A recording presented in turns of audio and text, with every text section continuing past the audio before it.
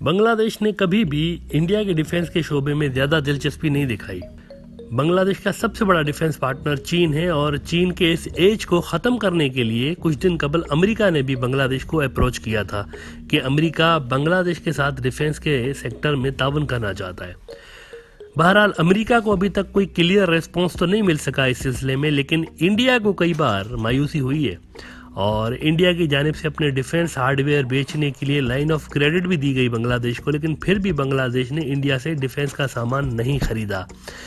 अब एक नई डेवलपमेंट ये हुई है कि इंडिया ने म्यांमार के साथ सिक्योरिटी पैक्ट्स करने के बाद बांग्लादेश को भी ये एक बार फिर ऑफर कर दी है कि वो बांग्लादेश के साथ डिफेंस के शोबे में काम करना चाहते हैं।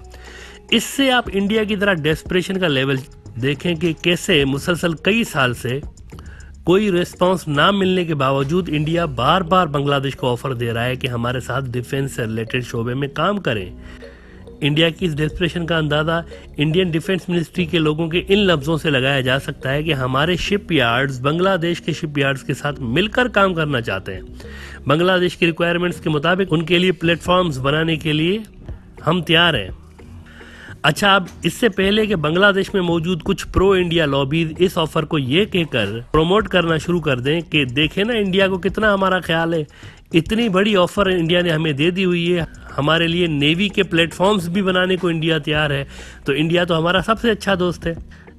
इससे पहले कि आपको ये सारी बातें सुनने को मिले, आइए ज़रा पर्दे के पीछे की कहानी जान लेते हैं कि असल में हो क्या रहा है कि जिस वजह से बार बार ये ऑफर इंडिया की जानिब से आ रही है बांग्लादेश को। देखें जनाब, हो ये रहा है कि कॉक्सिस बाजार का नाम तो आप सबने सुना होगा, बांग्लादेश का एक बहुत अहम इलाका है। यहाँ पे चीन पहले ही अल्ट्रा मॉडर्न सबमरीन बेस बना रहा है जिसे BNS शेख हसीना कहा जा रहा है। ये एक बहुत ही आला क्वालिटी का सबमरीन बेस है, इतना बेहतरीन है कि इंडिया को खुद को ये रिजर्वेशंस हैं कि बांग्लादेश के अलावा चीन की जो नेवी है वो भी ना इसको यूज़ करने लगे इमरजेंसी मकासद में।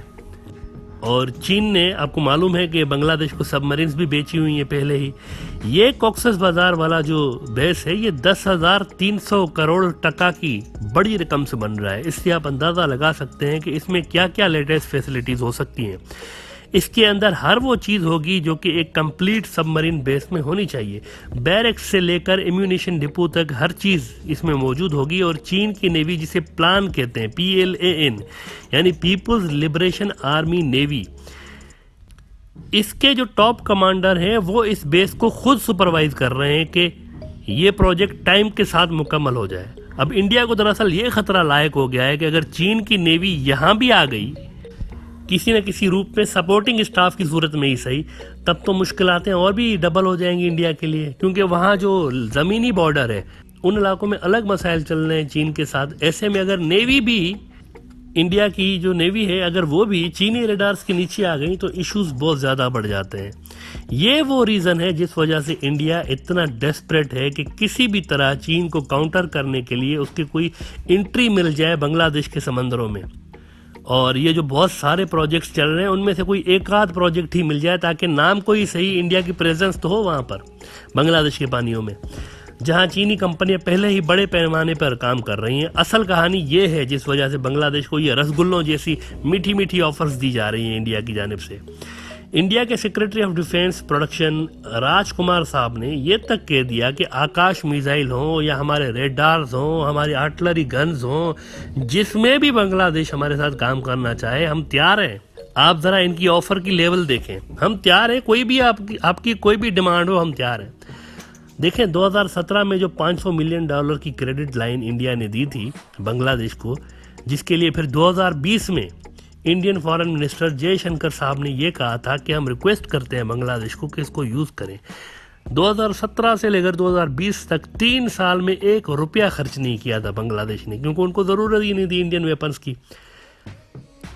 तो इंडिया को बाज़ाब्ता उनके फॉरेन मिनिस्टर को रिक्वेस्ट करनी पड़ गई थी कि भाईजान प्लीज़ कुछ तो ले लें हमसे।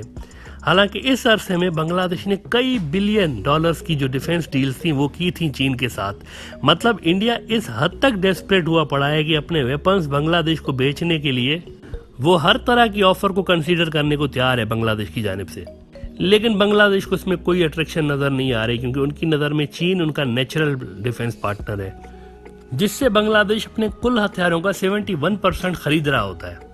इंडियन डिफेंस मिनिस्ट्री के लोगों का कहना है कि अगर बांग्लादेश हमसे हथियार खरीदे तो ये विन विन सिचुएशन है जनाब, विन विन सिचुएशन, उनके लिए भी हमारे लिए भी। लेकिन बांग्लादेश की जानिब से सदा सुखी रहो कि आशीर्वाद के अलावा अभी तक कुछ नहीं मिला इंडिया को इस सेक्टर में।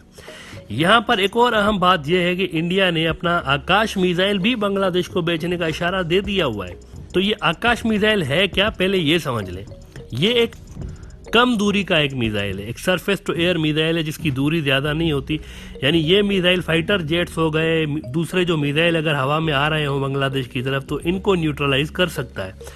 इसकी ऑपरेशनल रेंज सिर्फ और सिर्फ 30 किलोमीटर है।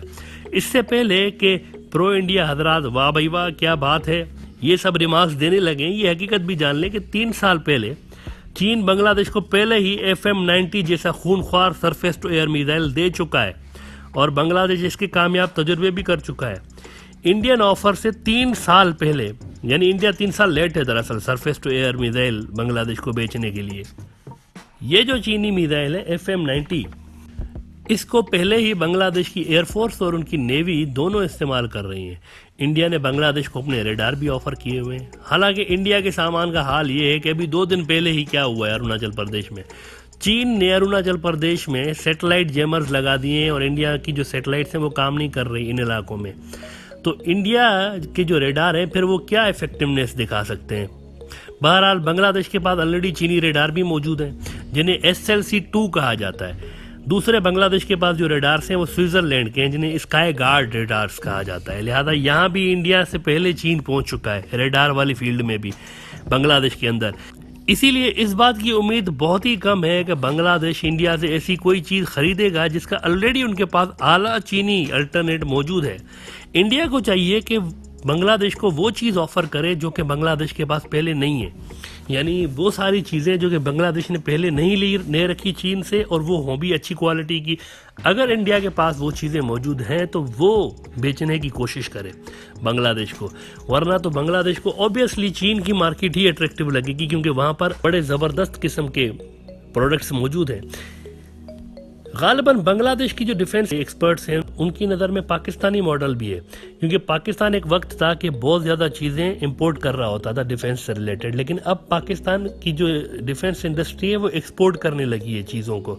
और इस सब में चीन ने पाकिस्तान का बहुत ज़्यादा साथ दिया हुआ है और हेल्प की हुई है इस लेवल तक पहुंचाने के लिए पाकिस्तान को कि अब पाकिस्तान JF-17 थंडर हो या पाकिस्तान के टैंक्स हो, पाकिस्तान एक्सपोर्ट कर रहा होता है। पहले पाकिस्तान एक्सपोर्ट नहीं कर रहा होता था, लेकिन पाकिस्तान की जब स्ट्रेटेजिक पार्टनरशिप गहरी हुई है और उनका जो डिफेंस का जो शोबा चीन के साथ काफ़ी करीबी रहा है तो उसके वजह से ये हुआ है कि पाकिस्तान अब इस काबिल हो गया है कि अपने डिफेंस जो प्रोडक्ट्स हैं वो एक्सपोर्ट कर रहा होता है। और JF-17 थंडर तो आपको मालूम है नाइजीरिया और म्यांमार ने भी ले रखी हैं। बहुत सारे लोग हालांकि ये आर्ग्यू करते हैं बांग्लादेश में कि पाकिस्तान ने म्यांमार को क्यों बेचे थे, तो वो ये भूल जाते हैं कि म्यांमार की जो मसला चला है बांग्लादेश के साथ ये हालिया सालों में चला है। जब ये रोहिंग्या का इशू हुआ था उससे पहले म्यांमार का बांग्लादेश के साथ ज़्यादा फड्डा नहीं हुआ था, तो ये पहले की पुरानी डील हुई थी।